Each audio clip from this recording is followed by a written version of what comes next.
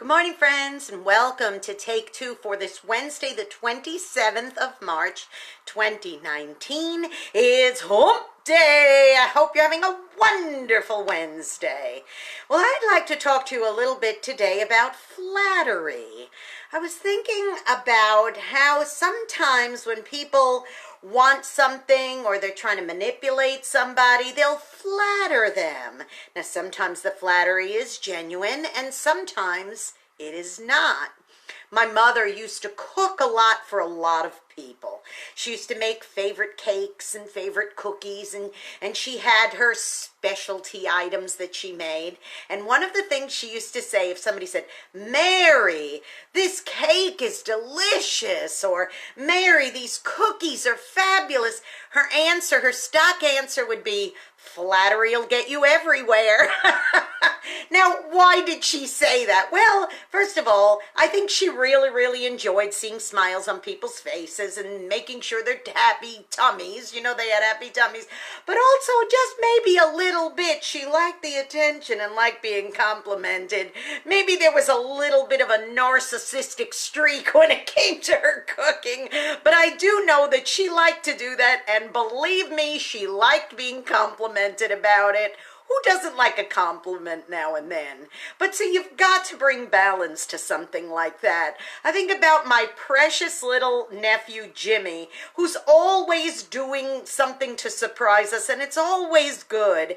He's learned how to swim at his goldfish swim school. He's very smart in school, and he's always trying to do little things to help his brother, Thomas, who's just an infant, trying to help him to teach him things and things like that. And my sister sends me a lot of videos of the children, and I did notice something that a little thread that weaves in a lot of them when Jimmy is doing something. If he's throwing a ball or swimming in swim school, or he's trying to teach his brother how to stack plastic rings or blocks, and I hear my sister as well as my niece say, "Good job, Jimmy." And I think that is good. Now, that's flattery, but it's flattery with a purpose. Now, we know that my niece has produced two absolutely gorgeous children, two beautiful baby boys. She and Jim have two lovely, handsome boys. But if the only thing anybody ever said to them was, "Oh, you're so good looking, you're so cute, look at your eyes, you're so handsome." Now, there's nothing wrong with telling them they're handsome and good looking. Don't get me wrong, because they are. But if that was the only thing that was ever said to them, it would be lopsided. And what happens a lot of times is people will have a skill or ability, or they'll have good looks, or they'll have, say they know how to do a sport or something like that. And that is what they have working for them. So that's the only thing that they use. And then they learn how to use those things to manipulate others.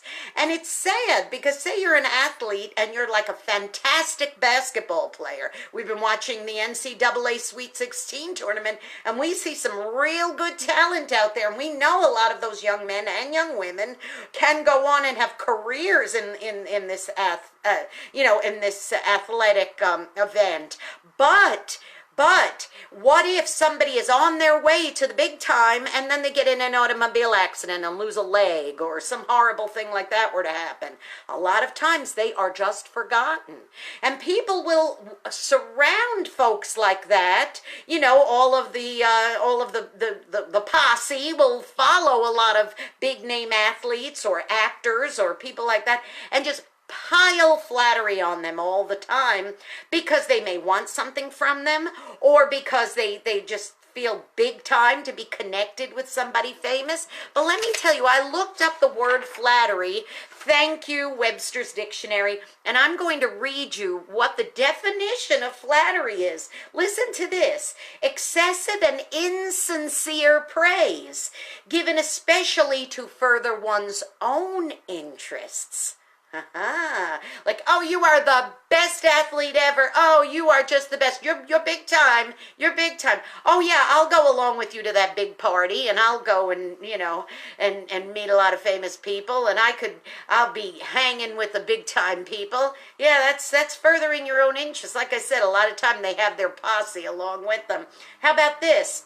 Listen to this. Synonyms for the word flattery: praise, adulation, compliments, blandishments, admiration, honeyed words, pats on the back, fawning, simpering, puffery, blarney, cajolery, wheedling, sweet talk, soft soap, spiel, buttering up, cozying up, toadying, currying favor, and weasel words. Yeah, I went to one of those quorums where people, answer questions. It might be an open question and people will answer. And I want to read something to you. It says, why do we have to flatter to manipulate a person? And this is what a teenager answered back. Are you ready? A teenager wrote, because it gets things done. If you have what I want, I'm going to get it. If it takes manipulation and flattery, then it's your lucky day. That kind of manipulation is fairly harmless, and it will be a win-win situation for the time being. You'll feel good, and I'll get what I want. No drama, no big mess, no cruelty. It's nice and easy bargaining. Well, okay, maybe there's some truth to what this teenager is saying, but also it is harmful, because if you are constantly doing that, like, for example, with my nephew, if I constantly just said to him, like, say he achieved something good, like he got a good grade in school, or maybe, well, he's only in kindergarten, but if he did great in an athletic thing, or won a game, or something like that, and my answer was, oh, Jimmy, you're so handsome, that wouldn't be the right answer. Good job would be a much better answer, because you see, I'm saying that his worth is not just how cute he is, although he is adorable. That's not his full worth. His full worth is the fact that he is developing, he's learning skills, and let me tell you something else, he doesn't win all the time either. Sometimes he doesn't do it right, or sometimes he'll throw a ball and it would go the wrong place, but instead of insulting him, or just saying, oh, that's okay, because you're so handsome, it's okay that you did it wrong. No, the better thing to say is, okay, you did it wrong this time, let's try again. And it's you trying that's the good job. Balance it, boys and girls. Please don't flatter just to get what you want. And if you are going to flatter somebody, make sure that you're being honest with them. Be honest. Don't say, now what if my mother had baked a cake and it turned out that it was a flop? Say she didn't season it right, she didn't put the right amount of sugar or whatever it was, and it turned out badly. What's the right thing to do? To tell her it tastes delicious anyway? Or to say, you know what, Mom, that cake didn't really taste it. You do a lot of things good. You bake a lot of really good cakes, but this one didn't turn out as well. Maybe you could look at the, maybe you could look at the recipe and see if maybe you missed something. Or that's what you do. You could still flatter, you could still compliment and say, hey, you know what? You do a good job, but this time maybe you might have missed it, especially if they ask your opinion and say, how did it taste? You don't just say, oh, well, if I ever want her to bake a cake for me in the future, I better tell her it tasted good when it didn't. Not a good thing. And then one of my viewers here, thank you, Adam, he just put a little note down here and it says, don't flatter yourself either. Thank you, Adam. I had to include that also. Sometimes we flatter ourselves that we're so great, when in fact, now don't get me wrong, I'm going to bring balance here, okay? Sometimes you do have to recognize that if you're very good at a particular skill, or you're very good at something, or that you've done kind things to others, that helps you feel good about yourself too. Don't get me wrong. But if you're constantly saying, oh, I'm so beautiful, mirror, mirror on the wall, who's the fairest of them all? That's not right either, because then you don't have the reality factor in there.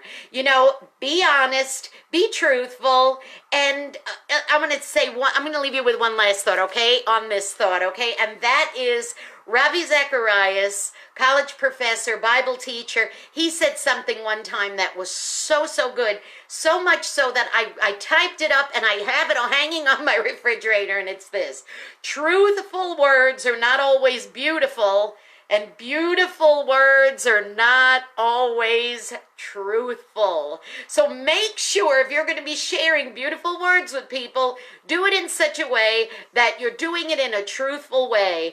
Don't flatter just to flatter, and certainly don't flatter to manipulate, because that is just not a good thing to do. Okay, now go be a blessing to somebody today, and do it honestly, truthfully. And if you're flattering, make sure that you're doing it in a correct way, okay?